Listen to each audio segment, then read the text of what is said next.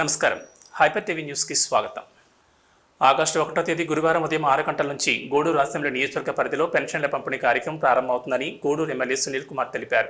తిరుపతి జిల్లా గూడూరు పట్టణంలో గూడూరు ఎమ్మెల్యే సునీల్ కుమార్ మీడియాతో మాట్లాడుతూ సూపర్ 6 పథకాల్లో భాగంగా పెంపుదల చేసిన పెన్షన్లను ప్రభుత్వ అధికారులు, సచివాలయ సిబ్బంది మరియు తెలుగుదేశం పార్టీ నాయకుల ఆధ్వర్యంలో పెన్షన్దారుల ఇంటికి వెళ్లి పెన్షన్లు అందజేయడం జరుగుతుందని తెలిపారు. పెన్షన్ల పంపిణీ కార్యక్రమం వీలైనంత వరకు 1వ తేదీ పూర్తి చేయాలనే లక్ష్యంతో తగిన ఏర్పాట్లు చేశామని తెలిపారు.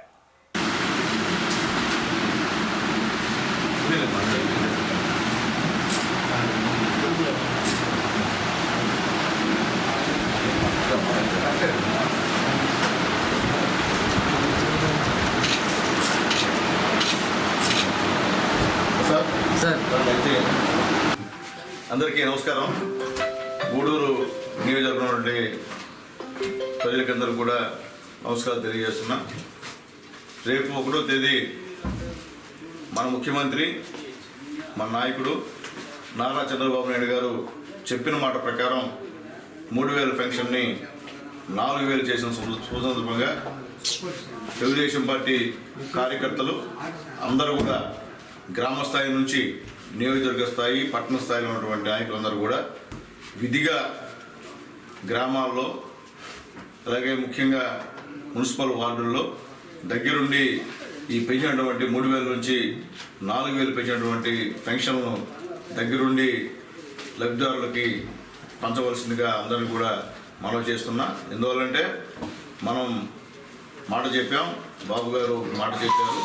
మాట చెప్పిన ప్రకారం అప్పటికప్పుడు కూడా 1,000 రూపాయలు పెంచినటువంటి ఘనత ఈ రాష్ట్రంలో ఏ ముఖ్యమంత్రికి దక్కింది, ఈరోజు చంద్రబాబు నాయుడు గారు దక్కిందని చెప్పి మేము తెలియజేస్తున్నాం. అట్లాగే ముఖ్యంగా ఆగస్టు 15వ తేదీ అన్నా క్యాంటీన్ 5 రూపాయలకే భోజనాన్ని ఇచ్చేటువంటి అన్నా క్యాంటీన్ కూడా గూడూరులో ప్రారంభిస్తామని చెప్పి తెలియజేస్తున్నాం. అలాగే త్వరలో 18 సంవత్సరాలు అయినటువంటి మహిళలందరూ కూడా 1,500 రూపాయలు ఇస్తామని చెప్పి బాబు గారు ప్రకటించారు. ఆ యొక్క పథకాన్ని కూడా త్వరలో తీసుకొస్తామని చెప్పి మినిస్టర్ గారు కూడా మొన్న ప్రకటన చేశారు. కాబట్టి అది కూడా ఖచ్చితంగా చేస్తాం. అలాగే బస్సు సౌకర్యం, మహిళలకి ఉచిత బస్సు సౌకర్యం కూడా ఆల్రెడీ అధ్యయనం చేస్తున్నారు. దాన్ని కూడా త్వరలోనే ఈ ఆంధ్ర రాష్ట్రంలో బాబు గారి నాయకత్వంలో తీసుకొస్తామని చెప్పి కూడా తెలియజేస్తున్నాం. అలాగే ముఖ్యంగా తల్లికి వందనం అనే దానిపైన కూడా మొత్తం మధ్యవర్గం కానీ ఆఫీసర్లు కానీ కసరత్తు చేస్తున్నారు. అది కూడా త్వరలో ఏమైతే బాబు గారు సూపర్ 6 చెప్పారో ఆ సూపర్ 6 పథకాలను కూడా ఖచ్చితంగా అమలు చేసే దిశగా తెలుగుదేశం పార్టీ ఖచ్చితంగా ముందుకు వెళ్తుందని చెప్పి మేమందరం కూడా తెలియజేస్తున్నాం. అట్లాగే అయితే ముఖ్యంగా ఈరోజు పేదవాడు ఇల్లు కట్టుకునేందుకు కూడా తెలుగుదేశం పార్టీ ఒక మంచి ఆలోచనతో కేంద్ర ప్రభుత్వం యొక్క మోడీ గారి సహాయ సహకారాలతో ఇంటికి వచ్చేటువంటి డబ్బులు కూడా పెంచేటువంటి యోచనలో ఉందని చెప్పి తెలియజేస్తున్నాం. 4 లక్షల రూపాయలు ఇల్లు కట్టుకుంటే పేదవాడికి ఇచ్చేటువంటి కార్యక్రమంలో తెలుగుదేశం పార్టీ మోడీ గారి సహాయ సహకారాలతో అది కూడా త్వరలో ఇంప్లిమెంట్ చేస్తామని చెప్పి తెలియజేస్తున్నాం. మీ అందరికీ తెలుసు, ఈరోజు ఈ రాష్ట్రంలో మొత్తం బడ్జెట్ అంతా కూడా లోతుగా ఉన్నటువంటి పరిస్థితుల్లో వైఎస్ఆర్సీపీ నాయకులు కానివ్వండి, ముఖ్యమంత్రి దగ్గర నుంచి కింది స్థాయి వరకు కార్యకర్తలు ఈ యొక్క రాష్ట్రాన్ని దోచుకుని ఎంత దోచుకున్నారో అర్థం కాని పరిస్థితుల్లో మీకు తెలుసు, మదనపల్లిలో ఇటీవలే పెద్దిరెడ్డి గారు మొత్తం ఆదివాసీ అధికారులని కూడా వాళ్ళ అంశాల చేత తగలబెట్టేసిన విషయాన్ని కూడా ఒకసారి గుర్తు చేస్తున్నా. అంటే వాళ్ళు తప్పులు చేసేది వాళ్ళే, తప్పులు చేసి అదేదో తెలుగుదేశం వాళ్ళు చేశారని చెప్పి బయట ప్రచారం చేసేది వాళ్ళే అని చెప్పి తెలియజేస్తున్నాను. కాబట్టి ఇంకా కూడా రాబోయే రోజుల్లో తొలగిపోయింది అన్నీ కూడా వస్తున్నాయి. అలాగే ముఖ్యంగా గూడూరు కాన్స్టిట్యున్సీలో సిలికా సంబంధించి కానివ్వండి, ఇసుక సంబంధించి కానివ్వండి, అలాగే క్వార్జ్ సంబంధించిన కానివ్వండి, మొన్న ఇటీవల డిఎంజీ ప్రవీణ్ కుమార్ గారు వచ్చి అన్నీ కూడా విచారించి పోయారు. ఆయన ఆశ్చర్యం వ్యక్తం చేశారు. ఎమ్మెల్యే గారు, ఇదేంటి ఎమ్మెల్యే గారు ఇంత ఎత్తు దోచుకున్నారు ఇసుక అంటే మాకు కూడా సమాధానం చెప్పలేని పరిస్థితి. ఆ విధంగా అధికారులే ఆశ్చర్యపరిచేలా ఈరోజు ఈ గూడూరు కాన్స్టిట్యున్సీలో ఇసుక దగ్గర నుంచి అలాగే సిలికా దగ్గర నుంచి కోరి జరిగినట్టు మొత్తం కూడా దోచేశారని చెప్పి నేను తెలియజేస్తున్నాను. అట్లాగే ముఖ్యంగా ఇంకొక విషయం, ఇటీవల ఒక పేపర్లో గూడూరులో లేఅవుట్ల మీద ఒక ఆయన రాశాడు, ఒక పెద్ద మనిషి. అదేదో మా గవర్నమెంట్లో జరిగినట్టు. బాబు, లేఅవుట్లో జరిగిన అవినీతి అంతా వైఎస్ఆర్సీపీ గవర్నమెంట్ జరిగిందని చెప్పి నేను తెలియజేస్తున్నాను. గూడూరులో ఏ లేఅవుట్ అని చూసుకోండి, ఆ లేఅవుట్లో జరిగిన తప్పంతా కూడా మీ గవర్నమెంట్లో అని చెప్పి నేను తెలియజేస్తున్నాను. అట్లా కాకుండా మేము ఇంకా ఇరిగేషన్ సంబంధించిన 1 ఎకరా ఇరిగేషన్ రాయిచ్చాం మేము వచ్చిన తర్వాత. గూడూరు డివిజన్లో అనేక అతి పురాతన దేవాలయాలు నిర్మించి ఉన్నట్లు చారిత్రక ఆధారాల ద్వారా తెలుస్తోందని పురావస్తు శాఖ అధికారులు డాక్టర్ గోవింద్ సురేంద్ర మరియు తపతి అన్నారు. తిరుపతి జిల్లా వాకాడు మండల పరిధిలోని తీర ప్రాంత గ్రామాల్లో పురావస్తు శాఖ అధికారులు పర్యటించి అక్కడ లభ్యమైన సమాచారాన్ని నమోదు చేసుకున్నారు. పురావస్తు శాఖ అధికారులు మీడియాతో మాట్లాడుతూ గతంలో ఈ ప్రాంతాన్ని సౌత్ కోరమండల్ కోస్ట్గా పిలిచేవారని, ఈ ప్రాంతంలో సముద్రం ద్వారా ప్రదేశాలకు వర్తక వాణిజ్యం కార్యకలాపాలు నడపబడ్డాయని చరిత్ర ద్వారా తెలుస్తుందని తెలిపారు. అదేవిధంగా చోళులు, పల్లవులు ఈ ప్రాంతాన్ని పరిపాలించారు. వారి పాలనలో అనేక విష్ణు మరియు శైవ దేవాలయాలు నిర్మించారని, వాటిల్లో కొన్ని కాలగర్భంలో కలిసిపోయాయని చరిత్ర ద్వారా తెలుస్తుందని తెలిపారు.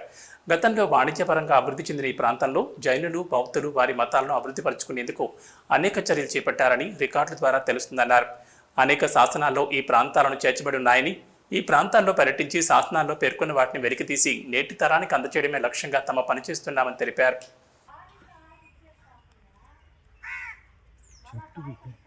అంటే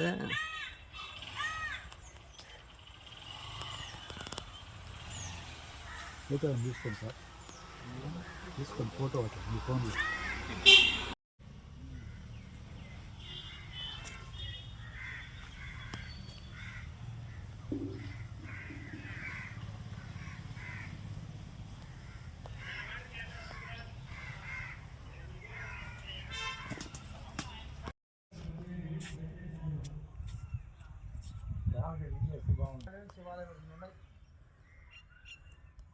ఒకప్పుడు పెద్ద నగరమయ్యా, కొత్తపాటు అంటేనా?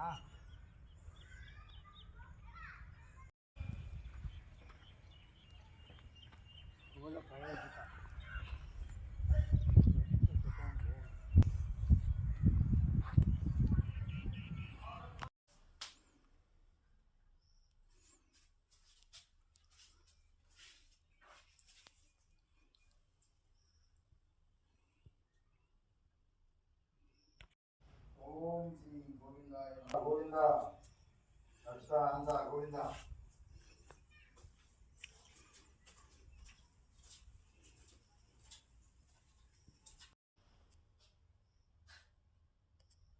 ఈ మండపాల్లో ఎంతమంది మహానుభావులు పూజ చేశారు.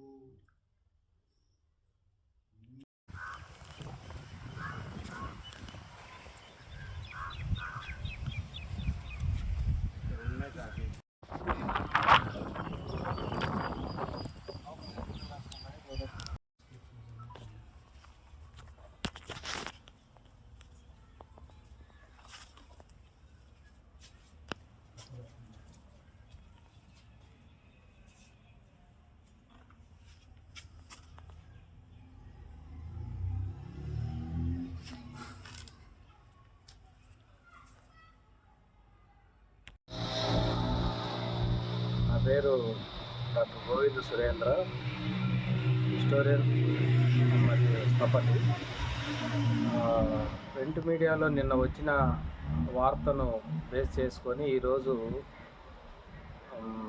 ఈ తిరుపతి జిల్లా ఈ గూడూరు డివిజన్లో ఉన్న ఒక విష్ణాలయం, తిరుమూరు అనే గ్రామంలో విష్ణాలయం బయటపడినట్లు వార్తా కథనాల్లో చరిత్రకారులు, అధికారులు సంప్రదించ ఆదేశాల మేరకు వాళ్ళు ఇచ్చిన సలహా సూచన ప్రకారం ఈరోజు నేను గ్రామాన్ని సందర్శించడం జరిగింది. అయితే తిరుమూరు వాస్తవంగా చారిత్రక గ్రామం. ఒకప్పుడు కోస్తా తీర ప్రాంత గ్రామాల్లో మన దక్షిణ కోరమాండల్ తీరంలో మల్లాం సమీపంలో అనేక గ్రామాలు ఎంతో చారిత్రక ప్రసిద్ధి పొందినవి. దానిలో భాగంగానే ఈ తిరుమూరులో ఉన్న శివాలయము, విష్ణాలయం కూడా మన ఆర్కియాలజికల్ సర్వే ఆఫ్ ఇండియా వాళ్ళ రికార్డుల్లో నమోదైంది. విష్ణాలయం చాలా శిథిలావస్థలో ఉంది. ప్రజెంట్ గ్రామం మధ్యలోనే విష్ణాలయం ఉంది. దాన్ని ఈరోజు చూడడం జరిగింది. విగ్రహం ప్రాచీనమైందా లేక ఆధునికమైందా అనేది పరిశోధించాల్సి ఉంది. విష్ణుమూర్తి విగ్రహము.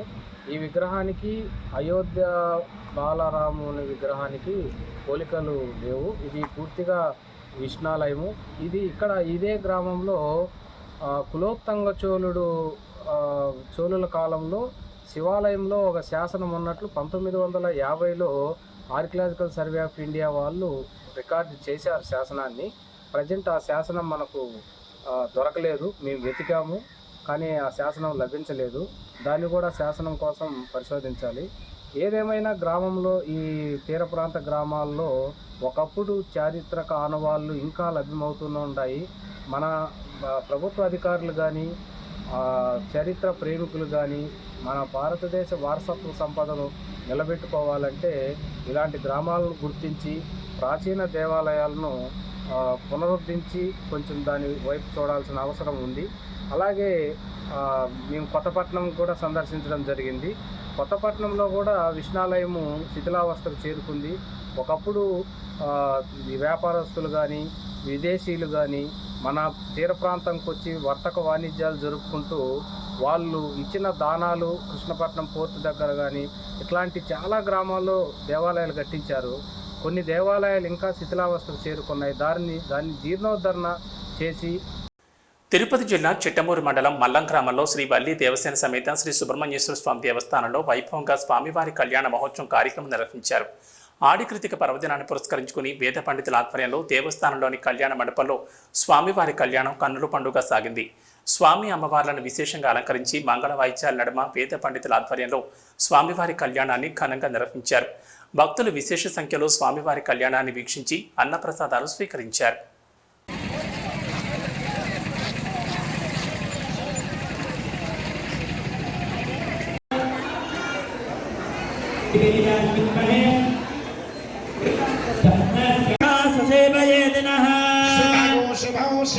शिवौ हरगो हरो पुण्याहवाचन समृद्धिरस्तु पुण्याहवाचन जलेन गर्भाकारादिभिः स्वामिनः प्रोक्षयेते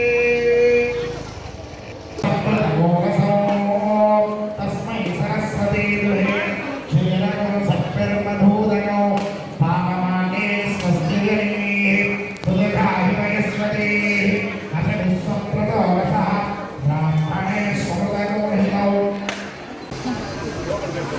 मानवते मौनमागरं प्रयामानस्तनवरुत्तिशः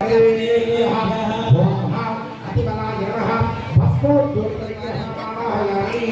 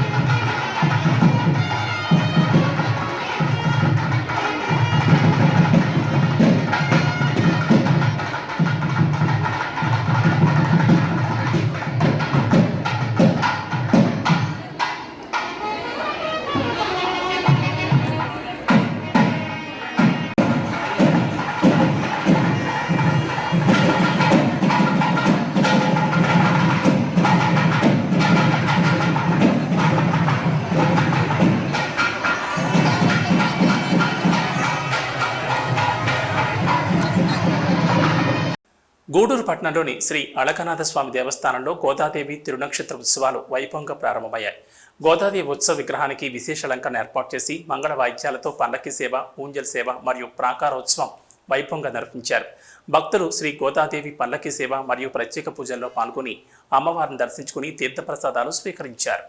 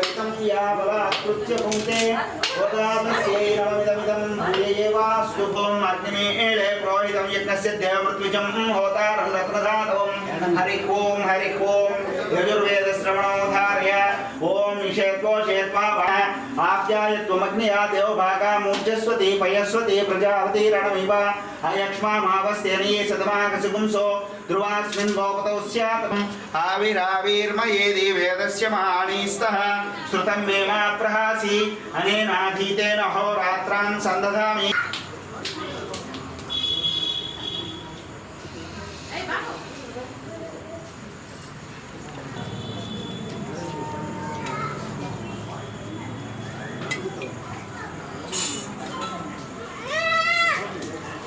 आशेयुद्धरेत् ब्राह्मणो वै सर्वा देवताः सर्वाभिरेवैनं देवताभिरुद्धरति यावतीर्वै देवतास्ताः सर्वा वेदविधि ब्राह्मणेव सन्ति तस्मात् ब्राह्मणेभ्यो वेदविभ्यो दिवे दिवे नमस्कुर्यान्नाश्लीलङ्कीर्तये आत्मानं भवति शतमनन्तं भवति शतमैश्वर्यं भवति शतमिति शतं दीर्घमायुः।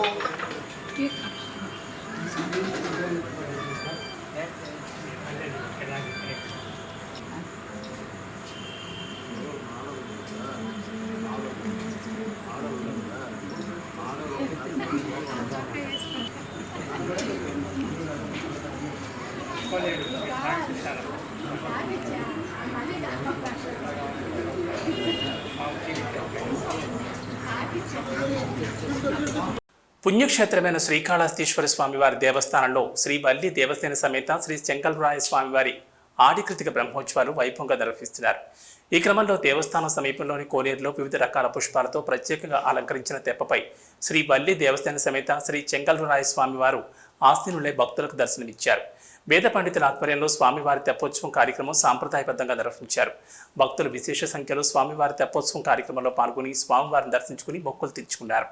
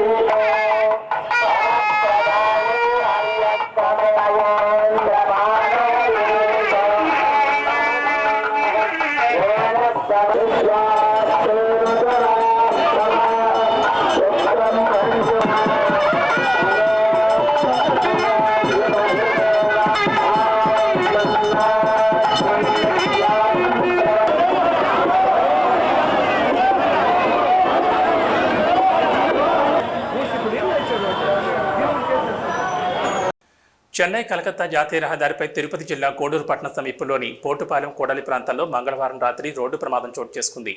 గూడూరు రూరల్ పోలీసుల సమాచారం మేరకు చెన్నై నుంచి నెల్లూరుకు వెళ్తున్న లారీ మరియు తిరుపతి నుండి నెల్లూరు వైపు వెళ్తున్న కారు పరస్పరం ఓవర్టేక్ చేసుకునే క్రమంలో లారీకి కారు తగులుకుంది.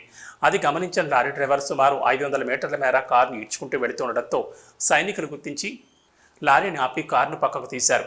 అదృష్టవశాత్తు కారులో ప్రయాణిస్తున్న 4 కుటుంబ సభ్యులు ఎటువంటి గాయాలు కాకుండా బయటపడ్డారు. గూడూరు రూరల్ పోలీసులు కేసు నమోదు చేసుకుని దర్యాప్తు చేస్తున్నారు.